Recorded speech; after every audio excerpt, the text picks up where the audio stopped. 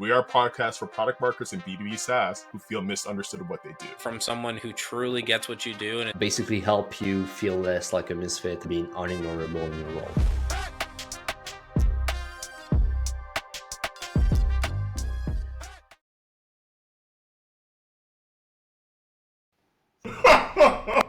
You need therapy to prep for therapy. Basically. Yeah, you know what I mean? Yeah, therapy section. All right, boys. We got another episode of We're Not Marketers. Everyone's favorite exotic product marketing podcast. We're exotic now. I was eating an orange while we kicked this off. You're eating an orange? Yeah, man. How good is it? 1 out of 10. One bite. Everyone knows the rules. It's a Mexican orange, so it's 12. Oh, 12. Fuck. I'm getting Mexico.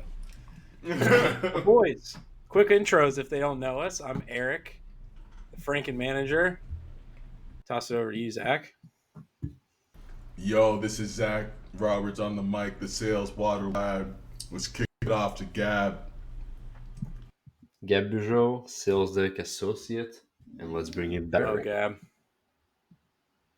Huh? No. We didn't hear you there. Now you're back. Really? Yeah, try it again. Gab Bugeaud, sales deck associate, and I'll bring it back to Eric. Nice. So, boys, we got a cool convo today, and I hope a lot of people are excited about it too. I know we've got it, this coming in our DMs pretty frequently now. But how much more powerful are you as an in-house PMM when you have that fractional experience?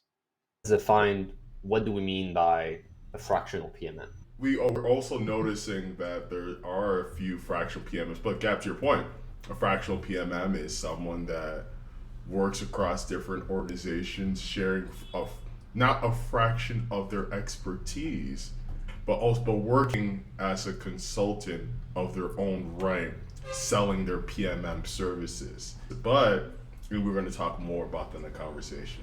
Yeah. I guess that's the real question, right? The real question is, what is the definition of a fractional PMM?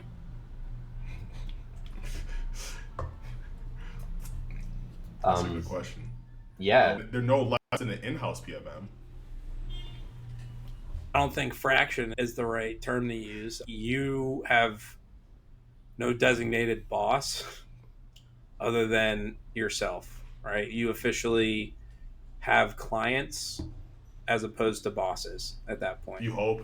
And I know some people, if you're in-house, they're your client.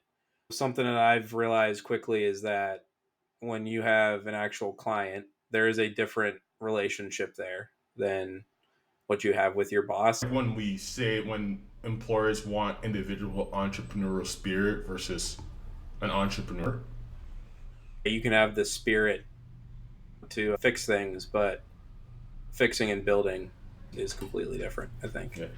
Right? You can have the spirit of a boxer, but you ain't gonna beat Pacquiao. No, I don't want those hands. When you join a company, you join a family. I'm kidding, but this is what most people are saying. Right? We're not like just a team, we're a family here, and we want you to grow with us. But the moment when things go south, you get fired your ass. Recently I celebrated my first anniversary as a full-time consultant, fractional, how you want to call it. It reminded me a lot of the dynamic that people have in agencies, right? You own a fraction of specific inputs and outputs, usually within your control. So the difference is, like, when you're in-house, you have to deal with a lot of bullshit, politics, doing stuff that you don't like. And again, the same goes with fractional, but in that case, you own usually the scope and you're able to basically rent out some of your time, some of your schedule to a client to do a very specific type of work. So what I like about that is you don't get to talk about join your family, and at the same time you're able to come up with your own barriers and basically scope of work and showcasing your expertise, because usually the work you're doing for them is the work you've been doing over and over in-house. It's just that right now you usually get paid a premium to do it. So that's what I think is the big and interesting difference of going fractional. But at the same time, there's a bunch of disadvantages that you have to deal with. The fact is like your livelihood, your salary is, you have so many options, right? You can create a digital product, you can just rent your time with a retainer, you can price per project or per product or something like that. So you have an area of possibilities, but no one is telling you what you should do because you're working for yourself. You're the only person. That's like a double-edged sword a little bit. At the same time, you're able to get paid a lot more, but you have to understand how to proceed with that. And I think something that doesn't get talked enough, a lot of people are taking the route to fractional consultant, but um, are hitting a plateau of, I want more clients, but I don't have more time, or I don't know how to price my stuff. So it's either too low and I keep closing clients, but I make minimum wage, or I either price myself too high and then people don't necessarily see my value and I don't close those clients. No, that's a really powerful point. There's a few things I want to add right there. It's like, first is that when you're working in house, if you're getting hired as a PMM, there are definite skills that you can have that you can lean into to working fractional. But then the one challenge is it's a trade off. Is that you are trading off the stability of a 9 to 5 paycheck to the variability of working solo, where there is the potential of you making a lot, but then there's also that underlying theme of feast and famine, where I can make 30K the next month, and then next month, and then the following month, you don't make 30K. So it's like, what are you willing to accept? And that's my last point that I would say, is that when people do ask, they're like, "Oh, that's really cool, you're working fractional." I'm like, I don't want to glorify the work. Like, I love the work, but I'm not going to glorify it. It is a trade off. I like that like word. you said, you're your own boss. Like, no one's going to tell you to wake up at 4:30 a.m. Yeah, but it's what you said. It's trade off, Yeah. and I don't think it's for everyone. I think every PMM, I think it's like the perfect role to experience it because the role is so broad, right? Yes. Some people think we're marketers, they're wrong. Some people think we're not marketers, they're right. But kidding aside, I think it's the good role to do that because it's so broad. You can own so much things, and it's basically just, again, trade-offs. So if you're getting laid off, I think it's a good opportunity to jump in and try this out while you're looking for a job. And if you like it, then you can keep doing it. But I don't think it's for everyone. Yeah. Like, hedge your bet. Hedge your bet. No one knows when they're going to get laid off. Well, I Yeah. know because we work for ourselves. It's that you don't like. I one experience I think back to is like when I was at Dropbox, like a year before I left Dropbox, and maybe a few months before that, a few months before getting laid off. I started a little side hustle that became like an online course to helping other people like switch into product marketing. I'm not doing that anymore. It has evolved into a consultancy that I'm still working in today. But I think what were the skills that were really helpful for me was that, okay, like better time management, learning how to launch your own product, knowing how to market your own product too as well, taking the skills that you are learning from like your 9 to 5 and applying it to your own practice. I think that's really cool, and that gave me a running start that when I did get laid off, I didn't feel like I was starting from ground zero. I felt I've been putting in that work, that was practicing that muscle. I love it. Yeah, dude, I think, the hedging your bets was like, you nailed it. I'm in house currently right now, and I also have side work pouring out my ears. And I think I don't ever know how my current in-house role is going to end up, right? It's not like I'm sitting here at Clary or one of these big companies that are just rolling in dough and are going to keep rolling in dough until they find some crazy competitor and knock them off. And even then, with AI and some founders thinking that they can cut headcount by just increasing AI spend, you never know. And I think I go to bed every night, at least now, feeling very comfortable with the fact that if I got laid off tomorrow, or if I needed to fire my own employer tomorrow, the bounce back from that is a lot less painful than what it was even 7 months ago, 8 months ago, when I was still at Clue, doing more of a one paycheck type of role. And I can't agree with you more on that, Zach. I think it's the right thing to do. And it gives you the opportunity to at least test out if that's something you want to do on a long-term stint, or you just want to have a little bit of backup income coming in case the worst happens. Yeah, I like it. And even What holds even us like back from going fractional as in Full time or Yeah. just both? It's a gradual progression. It's like an all or none. Like one example I think about is like with Devin, and I think Devin's top of mind because I'm part of his cohort right now. But he was doing his newsletter or doing side hustles for a number of years before he went out on his own. I do think and believe that people do it on this in tandem with their 9 to 5, and then when they're ready to make the leap, they know when to do it. Typically, it's like, hey, I'm making a good salary, or in my case, you got laid off.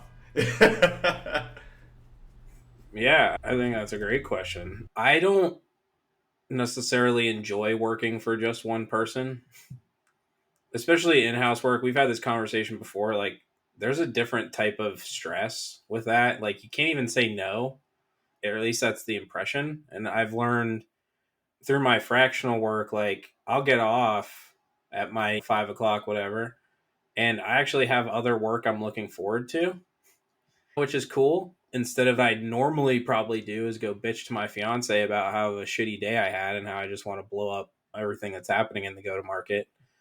It's like, cool. I got these awesome product pages that I get to rethink about their positioning and write copy for, or, like building a shit ton of demos with some cool clients with Jason. Like, I'm looking forward to work after work, quote unquote, is over.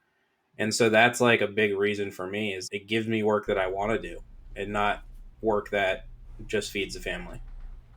Because I believe, like, even if like, as a fractional employee, if I go in-house, I would be a lot better than I am now. And I remember Lachey saying that same thing in a previous episode, is that now that she works for herself, she's going to come in with a different mindset if she ever went back in-house. I think we hit on this. What are the skills that we are seeing in ourselves that we didn't see before working our 9 to 5? Well, Eric just said it. Time management. You have to juggle multiple projects, multiple clients, multiple stuff, and no clients are equals, right? Some people are asking you more time and you're paying less. Some people are asking you less time and they're paying more. So you have to learn to juggle that, juggle their expectation.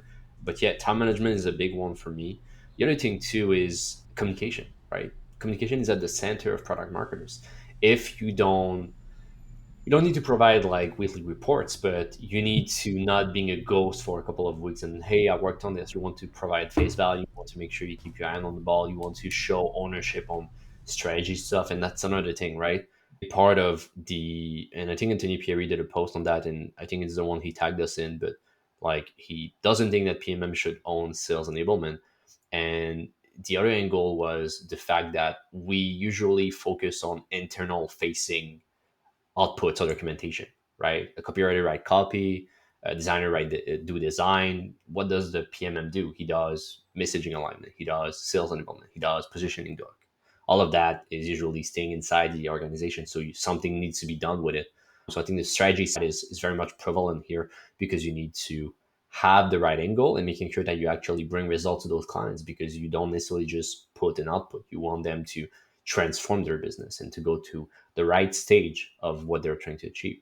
So to me, it's very much communication, time management, and strategy, at least for more transparent more. The other thing that we don't think about, and at least I felt it, is a lot of grit and resilience.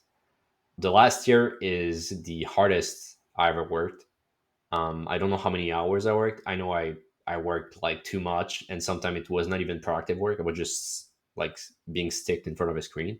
But like resilient grit and a lot of character development as well. Am I like made for this? And always having, you're wondering if this is the right thing, and then the next week you're like, holy shit, I'm killing it.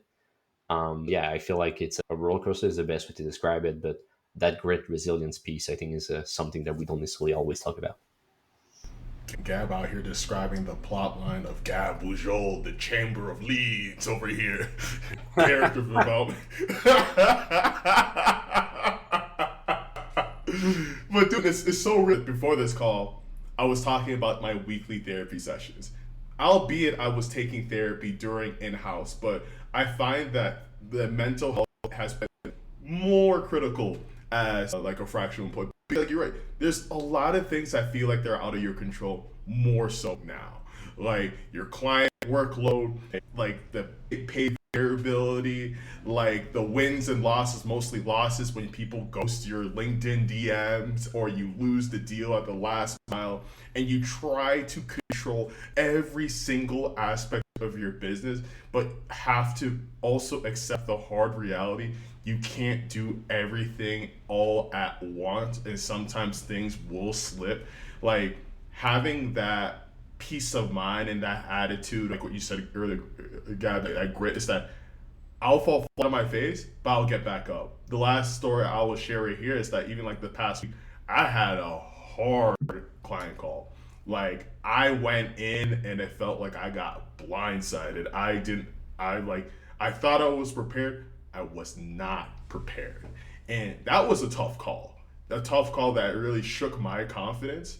And right after it, I called a close friend. Shout out to Adam O'Brien. And I spoke to you guys about it briefly. I was like, yo, I got steamrolled. And am I crazy? And it's just having that gut check. Even if you don't have a therapist, having a close knit circle of people that you can lean on and rely, just as another voice, another perspective. I found it's more critical now. And I found I have better relationships working solo than working in house. Not to knock the people I don't have, I've had to build those relationships with, but like you get to choose the people you get to work with as a solo employee. I love that last piece. Sometimes I get on calls with prospects, and I always do like the same type of jokes. And if they don't laugh, it's a red flag to me because I'm always looking for people to vibe with. I'm like, sometimes I'm like, okay, I need to pay the bills, but oftentimes it's, like, do I really want to work with someone that I don't necessarily vibe with? And it's always like a deal breaker at the end. But you said it best. Like it's a sometimes you will get steamrolled. And a couple of months ago, I was like, it was not going well, and I read a wonderful book that if you're fractional or if you're working and you're struggling or whatever, read The Dip by Seth Godin. Seth Godin. I don't think it's 96 pages, and it's like telling you if you should quit or not based on your purpose, based on everything. So it's all about keep going when you know that you have a purpose to keep going, and quitting when you know that you will stay in the dip instead of going out of it and then keep progressing. So yeah, you will have hard days as anyone else, but it's giving you a new perspective that okay, when I was in house, I had it not easy, but it was a different type of struggle. It was a different type of situation because right now it's easy to feel alone in your thoughts. It's easy to feel like, I don't want to say depressed, but any type of entrepreneurs, like I found some stat this morning and let me just give them to you. But it's basically when people are entrepreneurs, they basically are 10x time more at risk of having bipolar trouble, 6 times more at risk of having ADHD, 3 times more at risk of abusing substances like drug and alcohol, and twice more at risk of depression. And that's stuff that we don't necessarily talk about, right? We talk about mental health, we talk about therapy right now, but when you're alone with your thoughts, with everything, and things are not going your way, we often glorify solopreneurship, we often glorify entrepreneurship. And it's good because it can help you achieve your dreams, but oftentimes it takes a lot more time than expected, and you have to stay for the long haul, and you have to compound and build on what you do. So when you take a look at, oh, I started my business and after 3 months I made 20K a month. It might happen to you, but we don't know the context, we don't know the background, we don't know what that person essentially did. Maybe they even lie on LinkedIn when they are posting it. So I think you have to take all Lie that on into account. LinkedIn? No, bro. Yeah. Does not happen. No me digas. Yeah. Yeah. I just wanted No to one's trying to sell you a course. just wanted to bring that because again, I'm grateful of having you guys as a like support system and everything. And but I want to talk about like the bad stuff. Like I had a lot of mental breakdowns, but those mental breakdowns were less brutal than the ones I got in house because everyone was expecting me to do everything when I had very little control over it. Yeah, dude. It's a different type of stress. I think that was part of it earlier. It's not for everyone. I don't want to say solopreneurship isn't for the weak, right? But that's the phrase that comes to mind. And you do just have to pick pick your hard. You know what I mean? I love that phrase, choose your hard. And for some people, the hardest route they're ever going to take is staying working for the man and not being able to really like go towards their professional passions. And then other people, the biggest pain is flailing and thinking they're failing while not putting enough food on the table for their family because they can't get enough clients. Yeah. And ultimately you got to choose one, or like we talked about earlier, you can hedge your bets and choose both.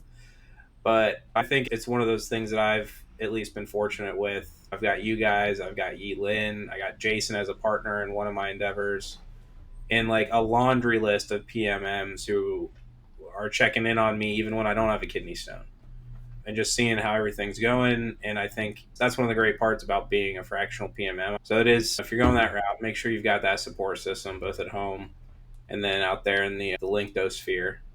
And of course, you got us three knuckleheads who will always accept a nice DM A if you're hundred going percent. through it. Something you can do, and I haven't done it, but I pitched it to my friend, and then he got his first kid, and I was like, it's impossible that he can do that, knowing him. But it's basically find a friend, a good friend, and ask them to basically give you $1, right? And that person officially become an investor or a shareholder in your company, and you they don't get anything, right? It's just for the purpose of giving you a buck. But then on a monthly basis, you talk to them about your business. You talk to them about the struggle. You talk to them about what has been happening, and they just give you an ear, and they try to give you a perspective of what you should be working on. I've been doing it non-officially with my friend, but he haven't paid me yet. I need to focus on that money, that sweet dollar that he needs to pay me. But that could be something you can do, right? You're fractional, and if you don't have that huge support system of people around you, like us or whoever, you can always get to that person and tell them, okay, so I want to do that, stick to it for a year, and for every month for 12 times with you, I will be chatting with you for 30 minutes and trying to tell you how I feel, basically like a live journaling session with you, trying to figure out what's wrong and what can I improve on. I gotta go back to a few points here, but the pick your heart. Shout out to Lachey for that line too, because it even prompts back what Emma Stratton said. God, this was like season 2. Was that entrepreneurship is a revelation of self. You start to see the things that you're really good at. You start to see the things that you really struggle at. For me, one of the things that I struggle with, and it's ongoing, is the sense of control. The sense of control of, like I said before, of like wanting to control all results, all inputs, but knowing that you've got to like sometimes just trust yourself and trust what you're capable of. And whenever I fall flat on myself, fall flat on my face, that's when I notice I start getting more, what is it, like a very tunnel vision, and I get very particular about things too. I get really hard on myself too. And that was always present when I was working in house, but with in house, it's masked. Like it's because let's look at the dynamic within tech today. People are overworked, underpaid. One mistake might spell like financial or jobs prospect trouble for you. So it feels accepted, but it shouldn't be okay that you have to be really hard on yourself just to make a living, make ends to end. Yeah, dude. Like everyone's got to give themselves a shit ton of grace in any role. At the end of the day, we're all doing hard stuff. It's cool and scary in a way. We've got AI happening, so who knows what that's going to do. And just everyone, I think we've been conditioned to put so much pressure on ourselves. And it's weird because I was just able to go to Iceland, and Gab, you're about to head off, right, yourself. And it just like, hopefully for those people who are really in it and are not necessarily giving themselves some grace, find something to just take you out of the work. Gab, I keep telling you, and I'm going to tell you again before you go, leave your laptop at home. Tell your clients you're on a break. There is a sense of, I think all of us, and if you've watched Severance, you understand this. We've got our innies and we've got our outies. And I think a lot of us are spending way too much time as our innies. And if you can get that time to really just go out, figure out, hey, like, this is my livelihood. This is what makes sure that I have electricity. I've got a roof on my head. My family's fed. But that is not the most important thing in my life, right? It's the family that I need to feed, right? It's the house that you can turn into a home, right? And it's sweet friendships like I got with you two, and finding ways for us to build more things together, find out ways to spend more time together from afar. Those are the things that I think push out a lot of the angst and a lot of the general stress that I was feeling over the last 6 months on, like, how am I going to get these endeavors off the ground and in a place that, can help me thrive. And I cannot relate that enough, whether you're doing fractional or not. Go take that time, unplug, and think about the shit that does matter. Yeah. One last thing I want to add here is that I was talking to my therapist about this the past week. I'm like, man, my therapist is like the unofficial fourth co-host today. And she spoke about building life with intention. And she reminded me of that. She says, Zach, I want you to remember, because again, I'm hard on myself. She said, I want you to remember in the past 2 years, you decided to work for yourself. You are still doing it. You're building clients. You moved to Mexico City. Plot twist. You're building a life out there. You've been very intentional. And whether if you, like, Eric, to your point, whether you are working in-house or working solo, I think that's a really hard question we ask ourselves. Like, are we going through the motions, go to market, GTM, or are we going with intention, where there's a bigger opportunity for you on the other side, but for whatever reason, there's something holding you back, and that's okay. Oh, like, that's valid. It's like what you said before, Eric, pick your heart. As Lachey said it before, pick your heart. Like, what is the heart you want to choose? And for me, I choose not to live with regret that I never tried it before. Such a hell yeah, dude. Same thing that Ryan Sorley, that is like the thing that shook me when we talked, and I was just talking to him about, I do demo dash, how do I do it, all that. The one thing he said to me during his time was he was just tearing himself up with regret by just staying at that Gartner role and not going out and try to follow his passions and really make something of himself, right? Be the leader of his life. And that's exactly how I think we all should feel. If you have that itch, if you have that burning desire, if you feel like there will be regret if you don't try it, there's a lot of ways you can do it, right? You don't got to go cold turkey. You don't got to jump out of the plane without the parachute. You can do these little tests, these little micro offers, build it into something, then create an LLC, and then boom, fire your in-house job. But I think for anyone listening who's curious, that's the biggest part of this, is if you feel the itch, if there's a reason you're listening to this episode for a reason, right? It's about fractional life for a reason. Get out there, try it out. Give us a holler. We'll help you work out your offer. A lot of ways that you can go about this and not feel like, hey, I spent the last 20 years as an in-house PMM. Now, I do have a big question. So skill-wise, right? How much better suited are you now that you've done this fractional life, right? You've developed your own clients. You've worked basically multiple jobs within a given month, right? When you have multiple clients. How do you feel like you are compared to someone else who doesn't have any sort of fractional experience, both in terms of getting the job done, but also making yourself valuable on your resume? That's a powerful question. I can't speak for the other candidate, but I can speak for myself that like I'm more confident that I can go with like when you look at job descriptions, like okay, navigate ambiguity. Yeah, I can do that. Oh, hell yeah, I can do that. You got an entrepreneurial spirit? I've been an entrepreneur. I can do that. So, in short, to say is that I've seen different problems, different organizations struggle with similar problems. I've built processes for myself to make me more efficient and effective. That one last example I will share is that I've seen some like organizations that are now starting to use AI, that are now trying to figure out like, hey, how do we build an AI assistant? I was like, yo, I built 9. And it's really cool to see this, to be like, wow, here are these big organizations that when we first started our career that we idolize, that they know everything. They're just like us. They're all trying to figure it out. But I think like when you're working solo, it's a forcing function.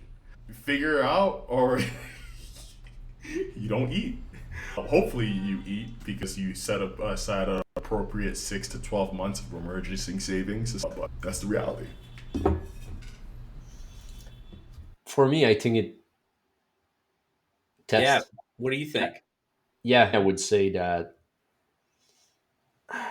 it definitely made me like a better marketer. And I know on this pod it's a hot take, but when you have to write on LinkedIn to get clients, get inbound leads, get whatever, I think I won't say it just made me like a better, let's just figure it out, right? Let's just test, and moving away from sometimes the PMM that are between different departments are like, oh, this person has the ball or this person has the ball. In that case, it just made me I have the ball all the time at all time.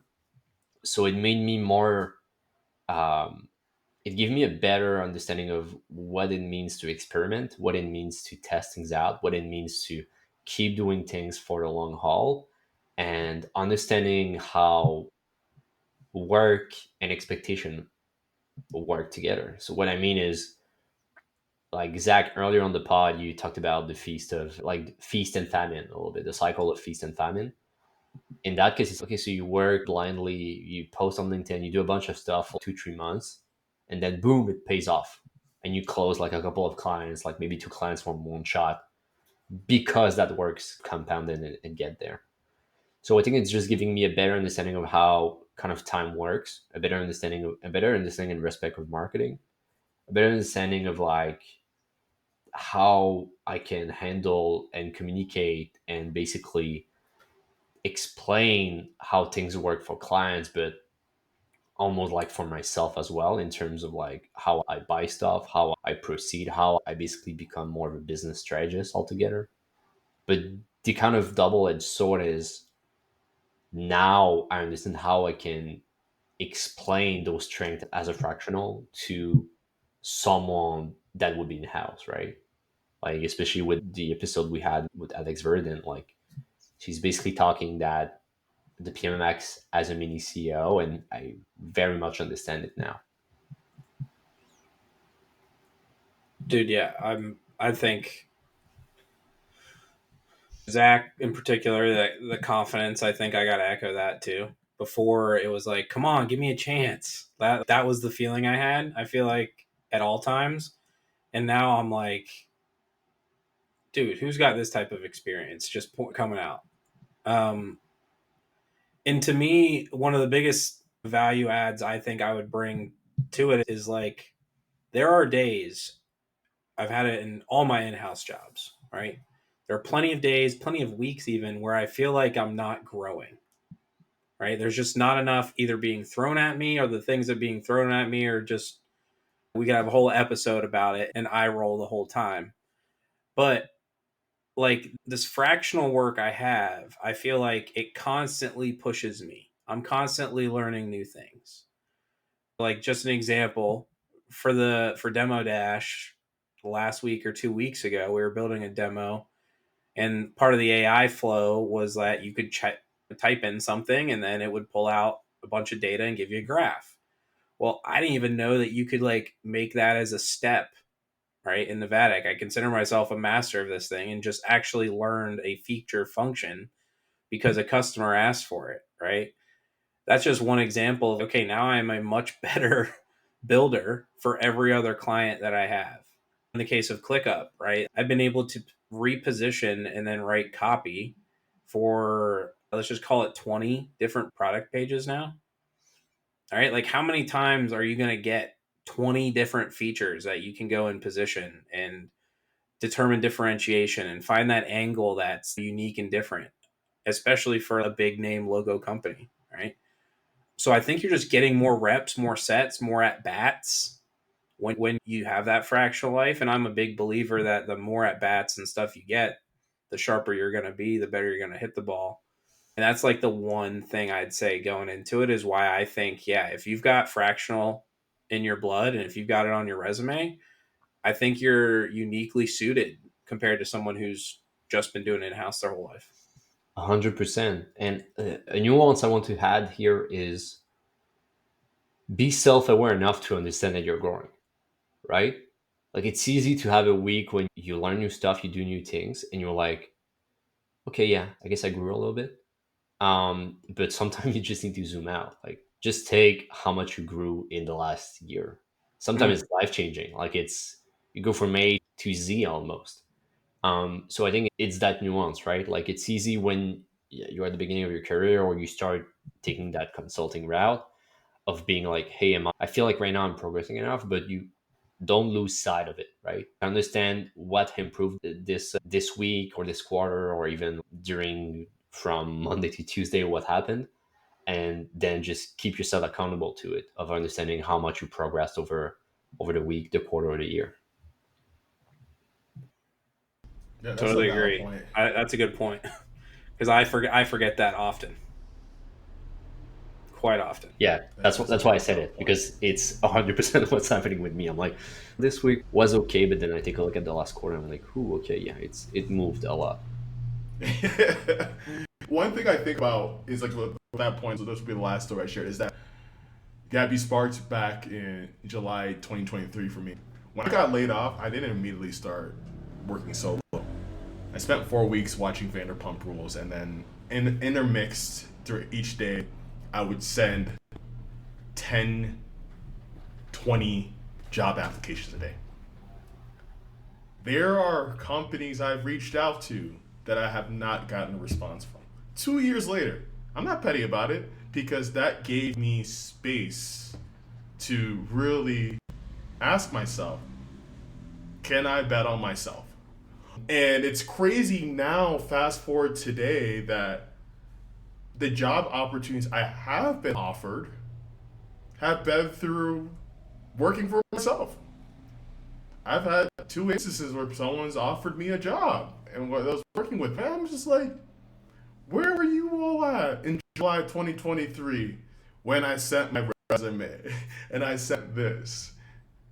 So that's just one example for me. I can't speak to, and I'm more qualified for a company as a hybrid. I can now speak to that from clients I work with. They're like, how can we bring you in house? And it feels weird now, 23 months later, to feel like you're in a position of choice versus a position of desperation. And speaking for myself. Hell yeah, dude. That's That's a good fire. point. And same thing. I actually just straight up say it. Like, yeah, I'm doing client work for ClickUp. I've previously been offered a job by them because of my client work. Fast or rewind a year and change ago, I didn't even get past the intro. I got the intro call with the HR recruiter, and that was as far as my application went. So it just shows you might not be the best fit at one time, but once you can get in and show them your value, you might get a job offer. Those opportunities don't come just by plugging away, like you said, Zach, 20 resumes a day with Vanderpump Rules sitting on the TV. Those opportunities come because you are able to say, hey, you've got a unique problem going on in your business, and I think I can help you with it. And they give you a de-risked You contract, you work on that project or that problem, and then boom, they're like, yeah, this is what we've been missing. So I love that, and I've definitely felt that myself.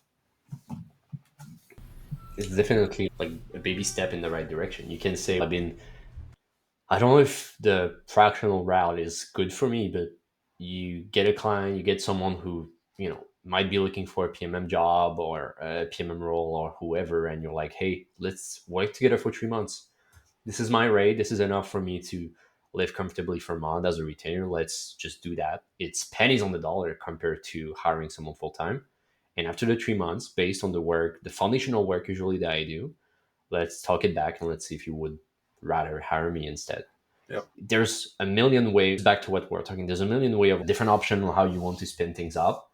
But another thing too is I think it's easy to just get into that myth of, oh, you need to work 80 hours a week if you want to succeed, especially at the beginning. I think it's a lie.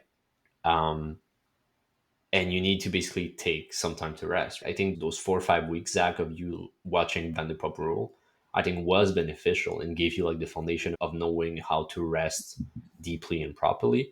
And I'm saying that for myself because, again, I'm living for 3 weeks in another country and I need to rest the fuck up. But yeah, it's what you need, right? You need to have downtime. And Dan Coe is talking about something that he calls seasons, right? There's some like basically monk mode and warrior mode. Monk, you take some time. You don't necessarily talk out there, just focus on your thoughts and your thinking, or you even rest on whatever you want to call it. But then the warrior mode is a time when you really much do a sprint, right? You're in the season of battle. You go in with head first and you just try to do as much thing as possible. I think once you understand that, it's better for your mental health and the way you can manage things, because no one can work continuously as hard as possible for months and years, right? You need to rest. And I think when you break it down into seasons, it's more manageable. I like that. Put me in monk mode. Monk mode. So, guys, what do you think? What do you think about a fractional episode with not fractional quality? Not fractional quality? What do you mean? Yeah, we didn't get fractional quality on this one.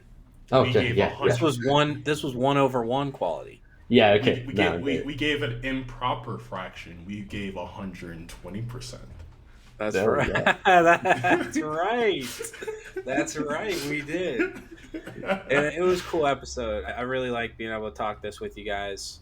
Unless we get to talk about it, it's just going to be stuck in our head. So definitely hope this was a great episode for everyone else. And that's a wrap on another episode of We're Not Marketers. Small PS. Speaking about fractional and fraction, if you enjoyed this episode, please give it a great fraction of 5 out of 5 on Spotify and Apple Podcasts. Plug it. 5 out of 5. And if we see any 4 out of 5s, we won't believe them. We'll reject them. Yeah, exactly. Thank you. Later. Take care.